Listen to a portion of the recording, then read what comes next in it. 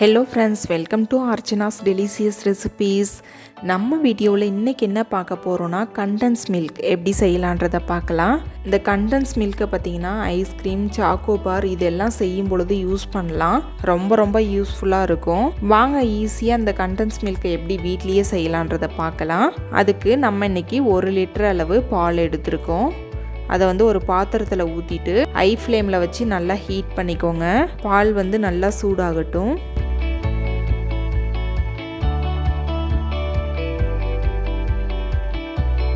இப்போ நம்ம 1 லிட்டர் அளவு பாலுக்கு 1 கப் அளவு சுகர் சேர்த்துக்கலாம். சுகர் சேர்த்ததுக்கப்புறம் இதை நல்லா மிக்ஸ் பண்ணி விட்டுட்டே இருங்க. ஏன்னா சுகர் நல்லா கரைஞ்சி வரணும். சுகர் எல்லாமே நல்லா கரைஞ்சி நம்மளோட மில்க்கும் பாதியாக குறைஞ்சி வந்திருக்கு. இந்த ஸ்டேஜில் நல்லா கைவிடாமல் கலந்துட்டே இருங்க. நம்மளோட பால் பார்த்திங்கன்னா ஒயிட் கலர்லேருந்து லைட்டாக எல்லோ கலரில் சேஞ்ச் ஆகும். அந்த அளவுக்கு நம்ம இதை நல்லா ஹீட் பண்ணிகிட்டே இருக்கணும். இப்போ பார்த்திங்கன்னா தெரியும், நம்மளோட பால் லைட்டாக எல்லோ கலரில் மாறி இருக்குது. பால் எல்லாமே நல்லா திக்காக ஆரம்பிச்சிருக்கு. இந்த ஸ்டேஜில் நம்ம ஸ்டவ் ஆஃப் பண்ணிவிட்டு இதை அப்படியே ஆற விட்டுறலாம். ஆறினதுக்கப்புறம் இது நல்லா கெட்டியாயிரும்.